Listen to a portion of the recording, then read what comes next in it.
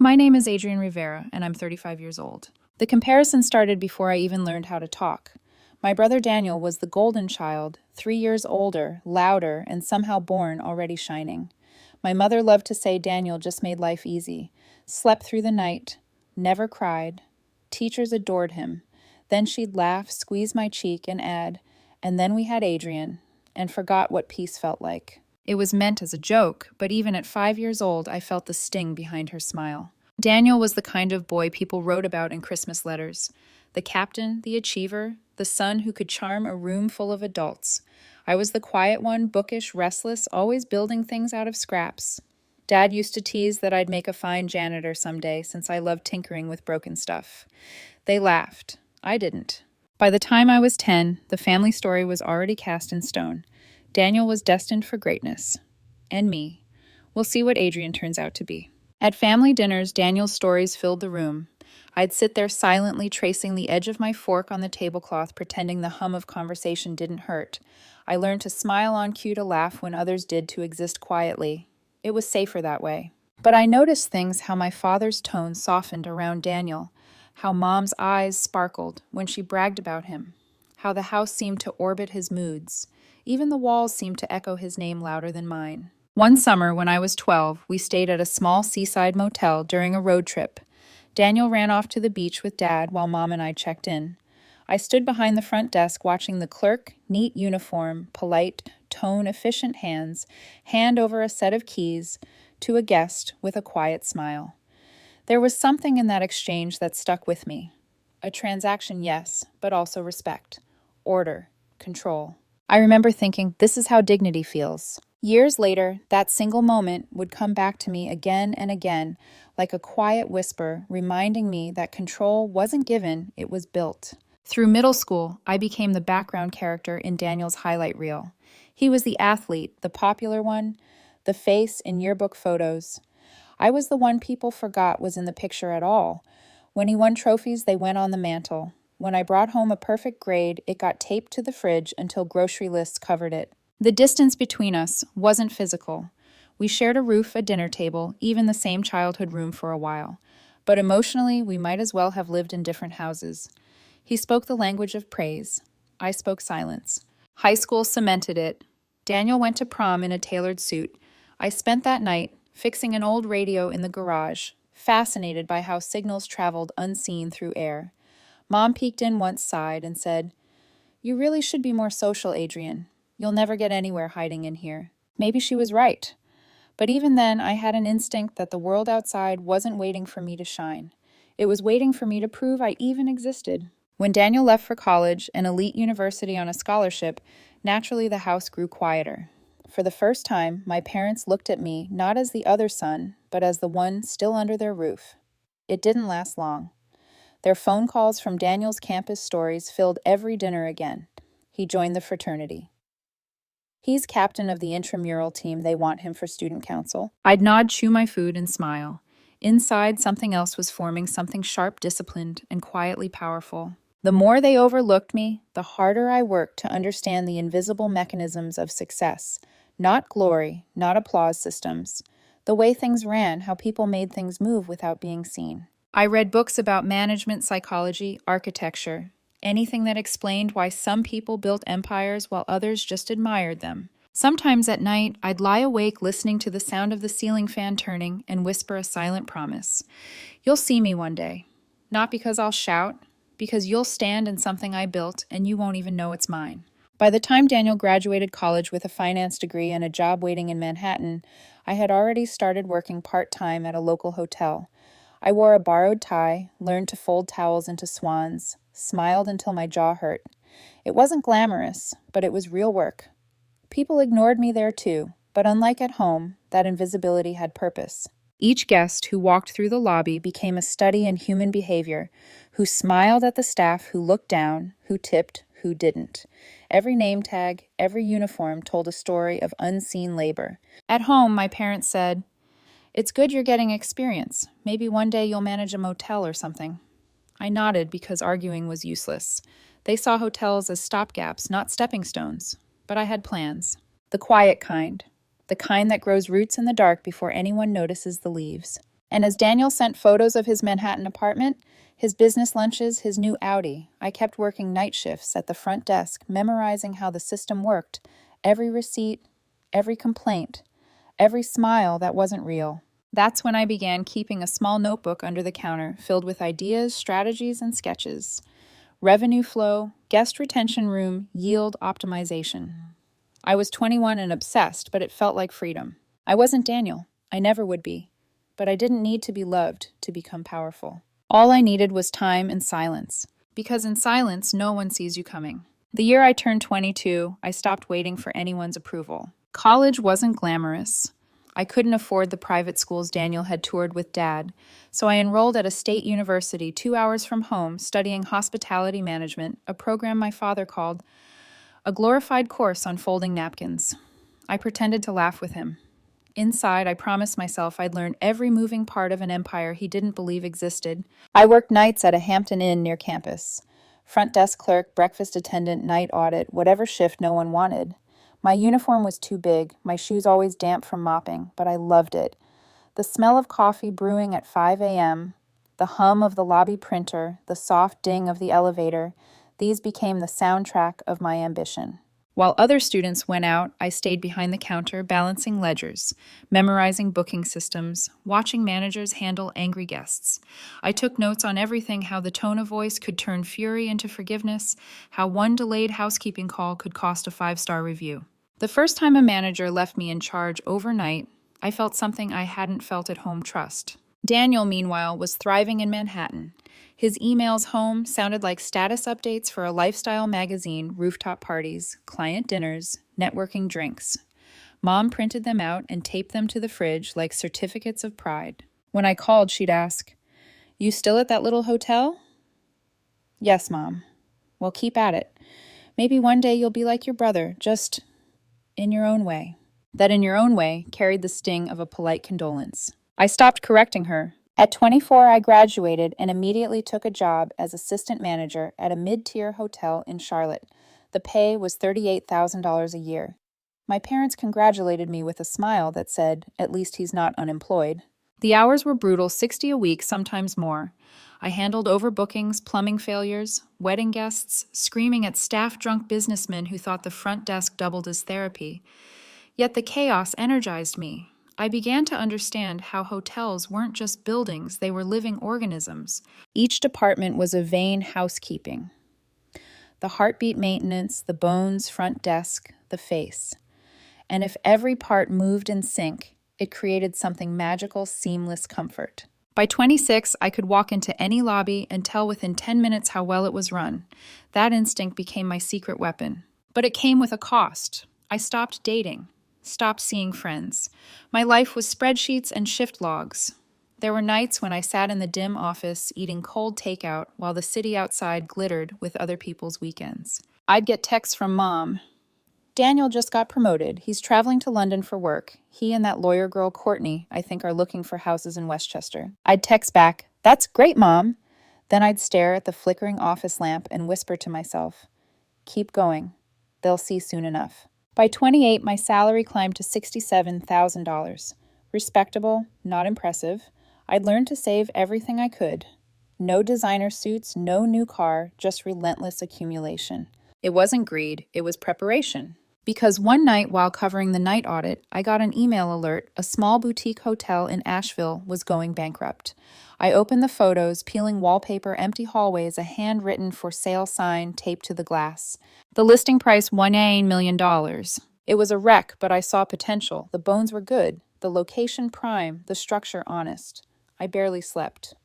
By morning, I had a spreadsheet drafted: renovation costs, projected occupancy, turnaround timeline. It looked insane on paper. Still, something in my gut whispered, "This is it." I applied for a business loan the next week. The bank manager asked if I had partners. I said no. He frowned. "That's a lot of weight for one man." I smiled. I've been carrying it my whole life. Every dollar I'd saved went into that building. I signed the papers with trembling hands, terrified but exhilarated. For the first few months, I lived in one of the unrenovated rooms, sleeping on a mattress on the floor. The smell of dust and old carpets clung to my clothes. I showered in a room with a flickering light and a cracked mirror. My first office was a folding table and a secondhand laptop. But every morning I walked those empty hallways like they were cathedrals. I greeted the broken walls and leaking pipes like partners in crime. Guests were scarce. Reviews were brutal. Some nights only 2 rooms were booked. I'd stand at the front desk alone, pretending to check in imaginary guests, just to feel what success might sound like. Slowly the tide turned. A few good reviews trickled in. Word spread. A travel blogger wrote about the charming revival of an old gem. Bookings rose. I reinvested everything: new linens, repainted rooms, a small cafe that smelled of hope and espresso.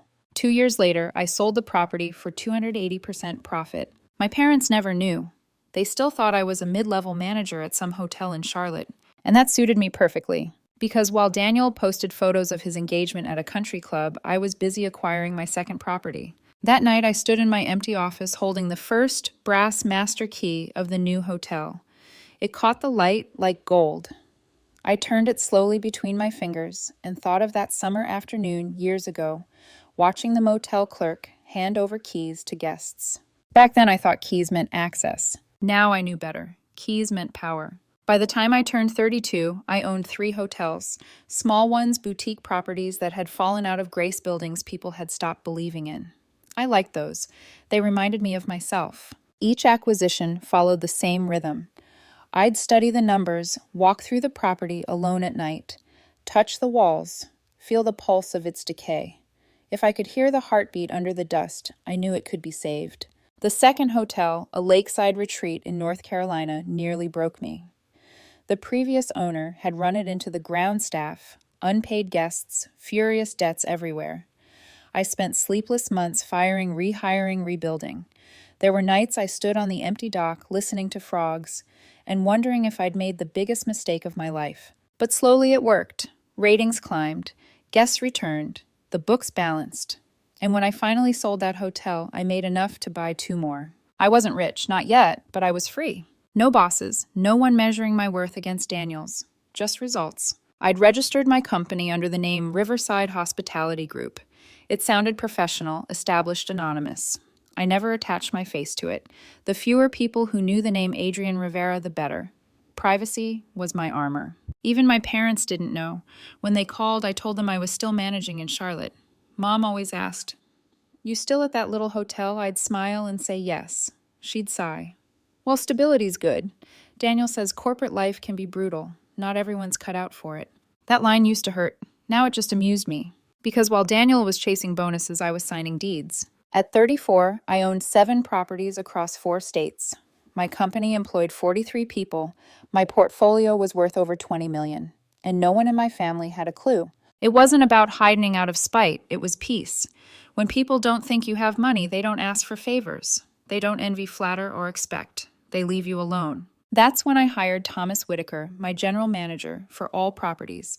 He'd been with me since the Asheville days, steady, disciplined. The kind of man who said little but noticed everything. I trusted him more than anyone. "Why not tell them?" he asked one night over drinks in Charleston, my headquarters city. "Because they don't deserve the satisfaction of pretending they believed in me," I said. Thomas smirked.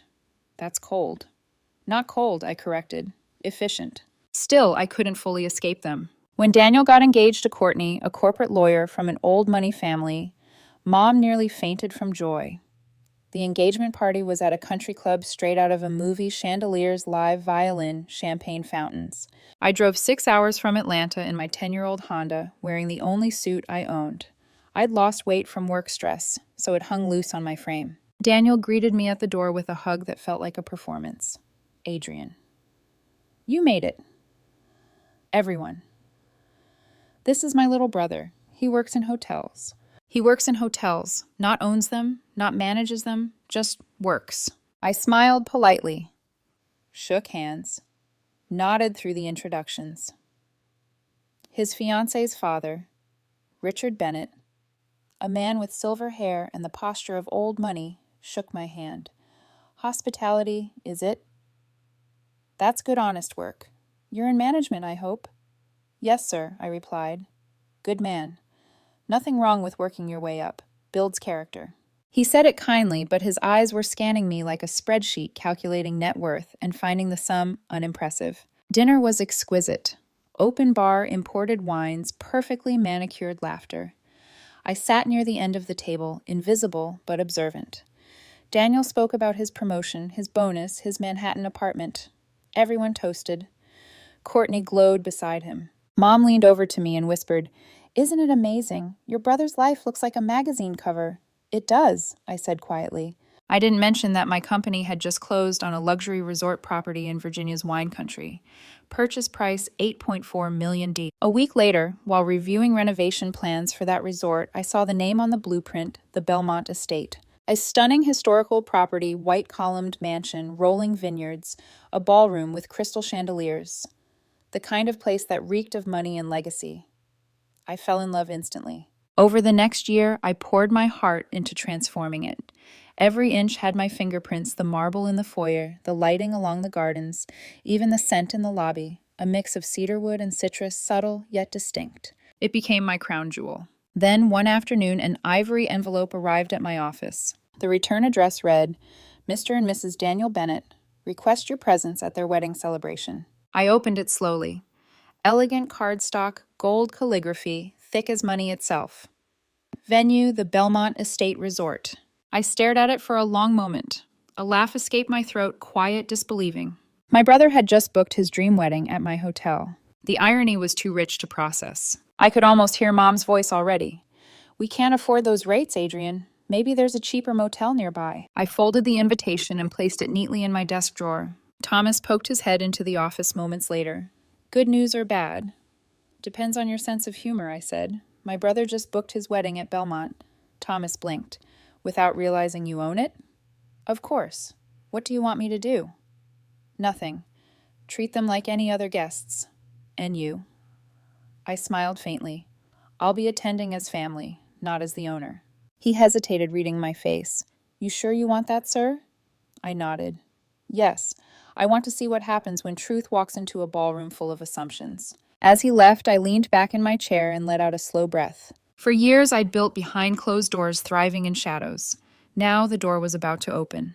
And when it did, no one in that room would ever look at me the same way again. The Belmont Estate had always been my proudest project. By the time the renovations were complete, it had become one of the top luxury resorts in Virginia's wine country, an elegant blend of old-world charm and modern precision. Every archway, every chandelier, every polished floor tile had passed through my hands. It wasn't just a property, it was a confession of everything I'd ever wanted to prove. And now my brother was getting married there without knowing it was mine. 3 weeks before the wedding, Mom called. "Adrian, honey, we need to talk about the hotel situation." "What situation?" I asked, though I already knew. "Well, Daniel reserved rooms at that Belmont Estate place, but the prices are insane. $2,000 a night. For 3 nights, plus dining fees, nearly $9,000 total. That's more than you probably make in a month." I stared at my office computer where a spreadsheet displayed the Belmont's real-time revenue $1.2 million in bookings that month alone. "I can handle it, Mom," I said softly. She laughed, not unkindly. "Be realistic, Adrian. We found a nice budget motel just 8 miles away. The Countryside Inn, only $110 a night. Much more appropriate." "Appropriate for what?" "For your budget, sweetheart. You don't have to pretend.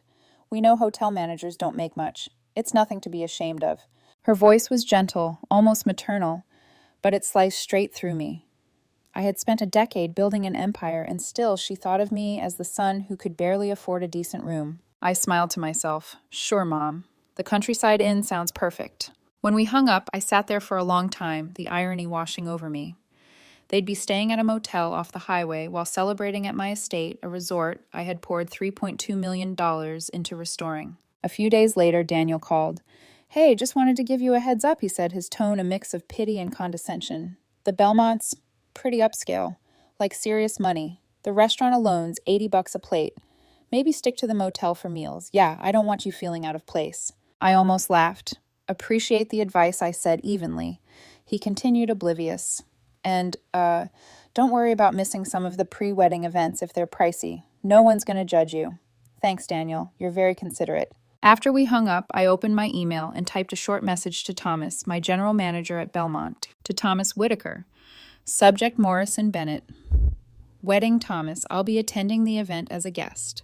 Maintain full confidentiality regarding ownership. I'll check in at the Countryside Inn. Please monitor the wedding party closely for any service issues. A.R. His reply came almost instantly. Understood, Mr. Rivera. Shall I reserve your usual owner's suite as backup, Thomas? Yes, but keep it off the record. I'll decide day of whether to use it. I leaned back in my chair. The game was set. The wedding weekend arrived in a flush of sunlight and spring air. I packed my modest gray suit, loaded my bag into my Lexus, and drove north toward Virginia.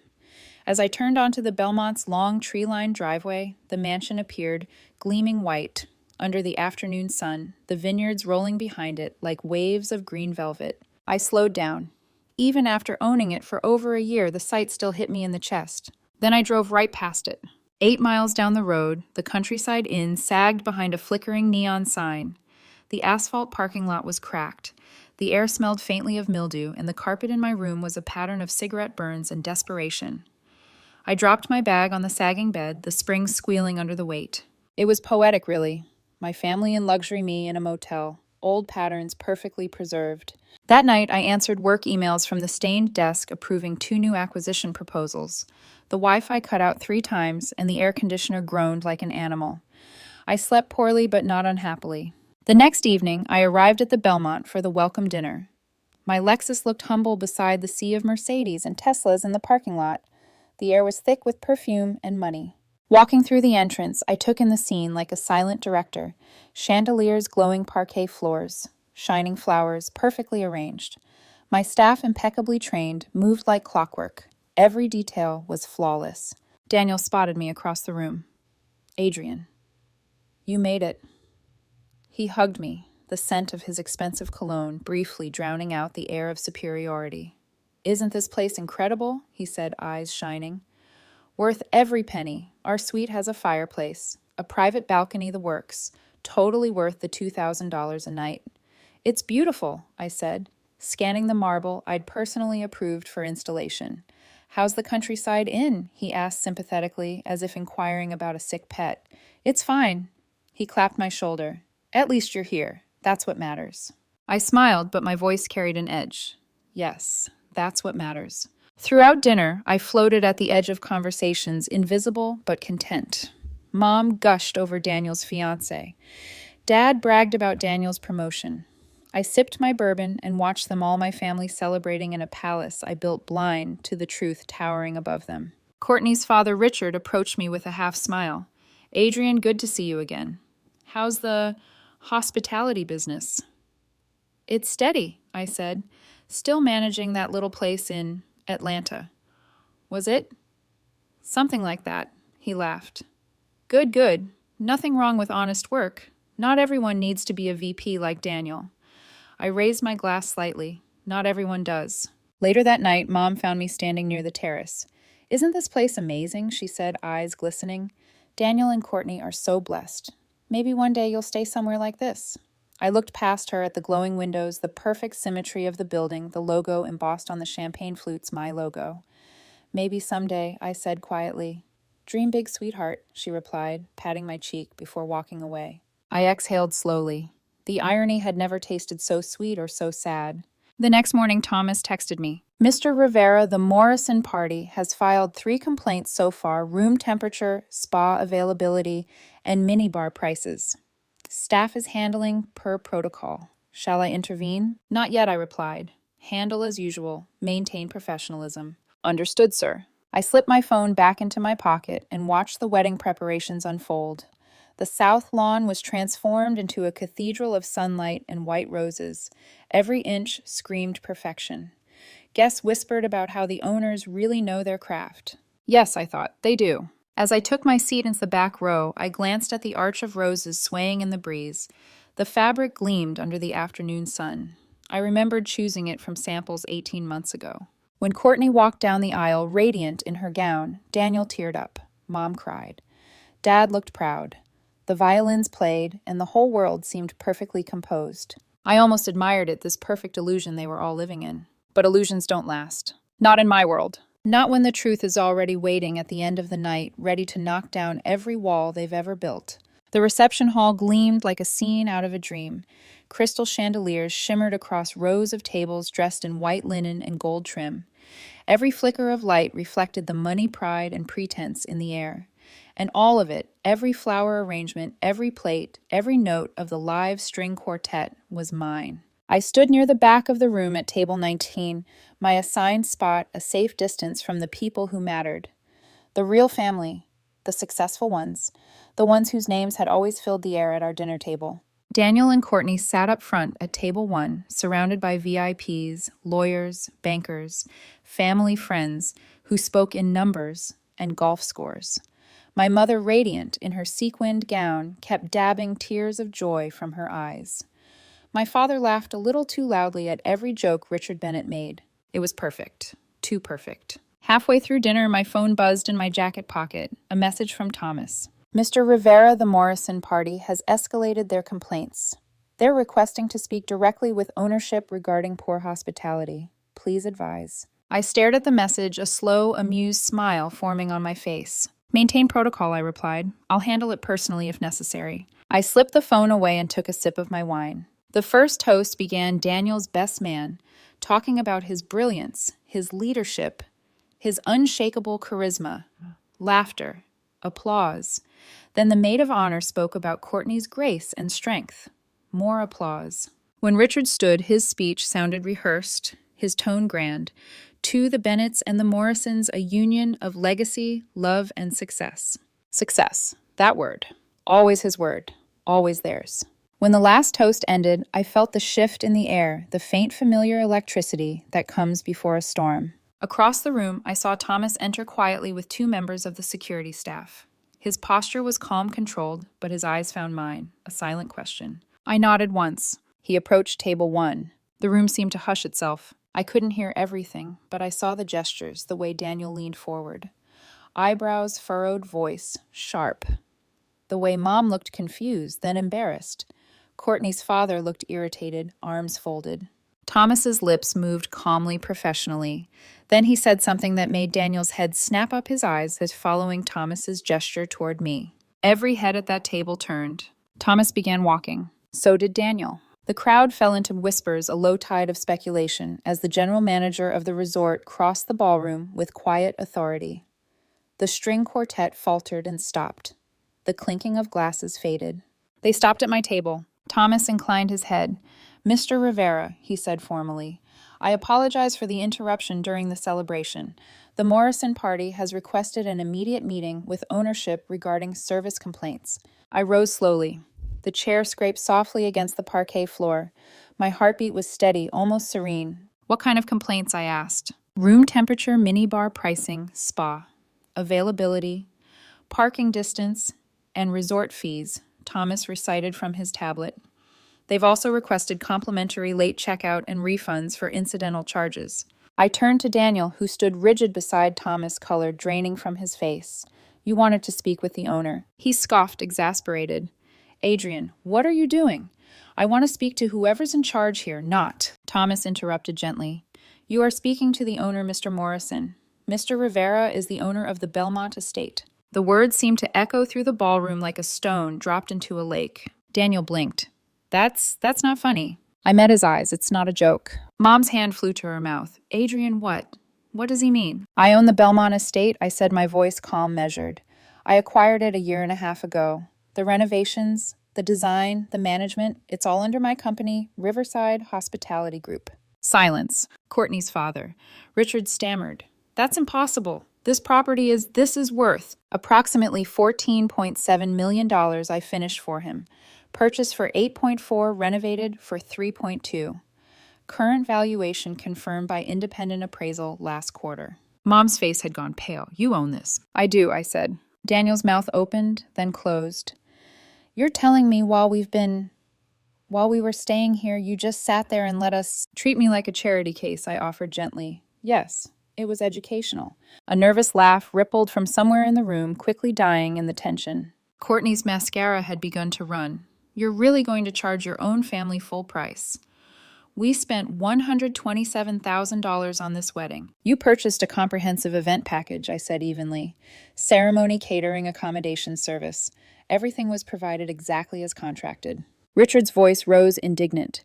This is absurd. You could comp the fees at least. I said, meeting his eyes, but I won't. Mom stepped forward, trembling. Adrian, please. We didn't know.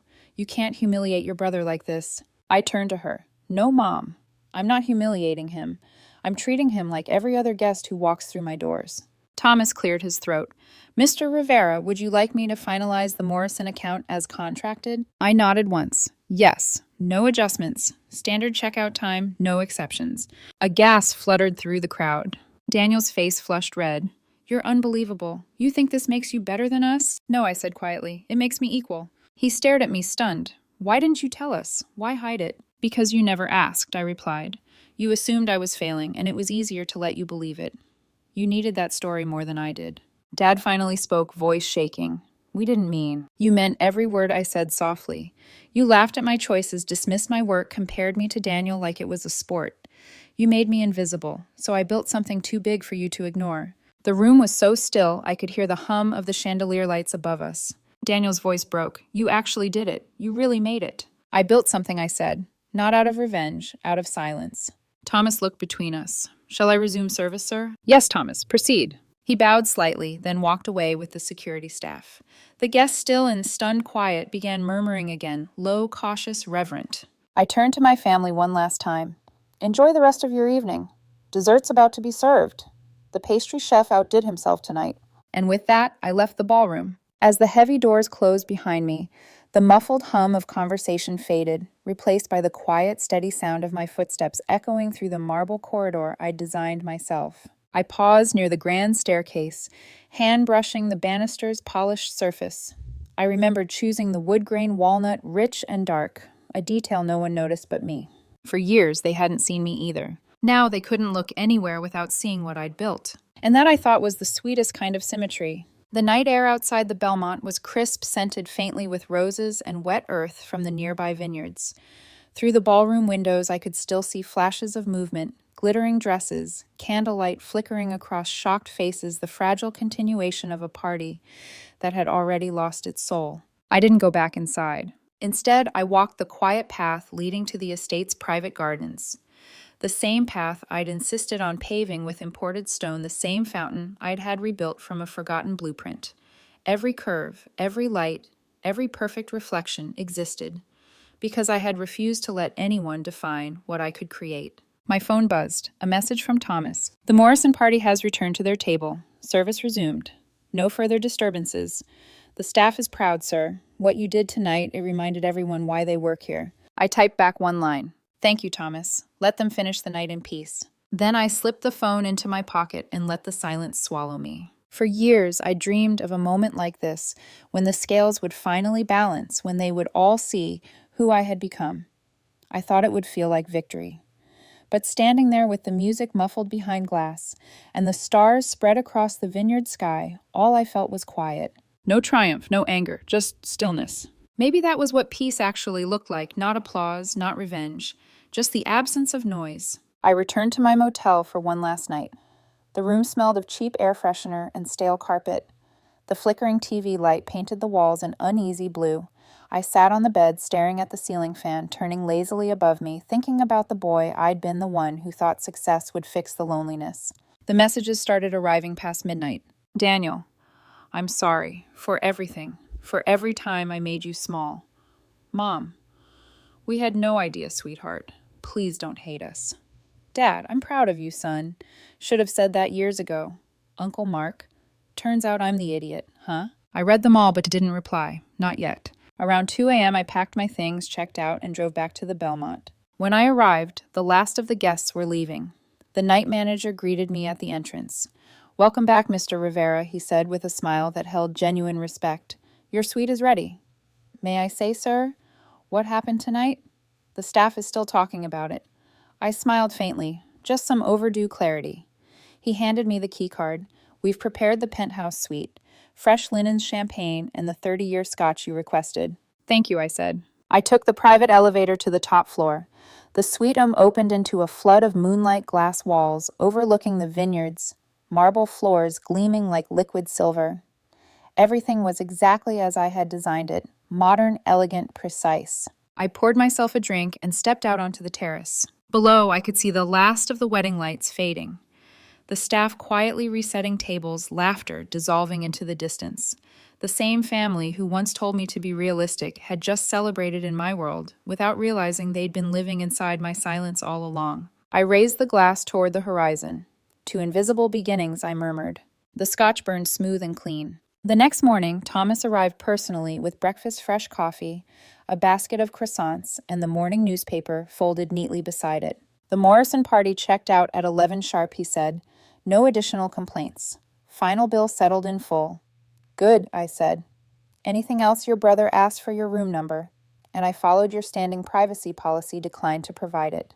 Thank you, Thomas. He hesitated, then said quietly, Sir, I've been in this industry 20 years. What I saw last night, how you stood there calm, unshaken, it was something I'll never forget. I gave him a small nod. It wasn't about power. It was about truth. He smiled. Sometimes those are the same thing. When he left, I sat by the window, watching sunlight spill over the vineyards. My phone buzzed again, this time a call. Daniel. I almost ignored it, but something in me softened. Morning, I answered. Hey. His voice was quiet, raw. Can we talk? I'm listening. I don't know what to say. You built all this, and I never even asked how you were doing. I was too busy showing off. We were both busy, I said, just in different ways. I want to understand what you do, he said after a pause. Like really understand. Not as the golden brother, as your brother. That caught me off guard. Then ask, I said. So he did. For the next hour, I told him everything. The sleepless nights, the first failed renovation, the loan that almost crushed me, the thrill of the first full booking. He listened, really listened. No interruptions, no comparisons, just silence and questions that mattered. When we hung up, something heavy inside me eased. Maybe we couldn't erase years of resentment in one conversation, but we'd opened a door. And for the first time, I didn't feel the need to close it again. Before leaving Belmont that afternoon, I walked through the lobby one last time. The staff nodded respectfully as I passed. Sunlight poured through the high windows, catching the dust in midair like tiny stars. I stopped at the front desk, running my fingers lightly over the polished marble counter. I remembered being 19, standing behind a desk, just like this one, handing over keys to guests who barely looked at me. Back then, I thought keys meant access. Now I understood. Keys mean choice, who to let in, who to keep out, when to walk away. I placed my key card on the counter, smiled at the clerk, and stepped out into the light. The drive back to Charleston was long, but peaceful. For once, there was no bitterness riding beside me, just the quiet hum of the engine and the faint scent of hotel soap on my hands. Somewhere along the highway, my phone buzzed again, another message from Daniel. When you're ready, I'd love to visit one of your hotels. Not as a guest, as your student. I smiled. For the first time in my life, I didn't feel invisible. And for the first time, being seen didn't scare me, because I had already built everything I needed, not for their validation, but for my own peace.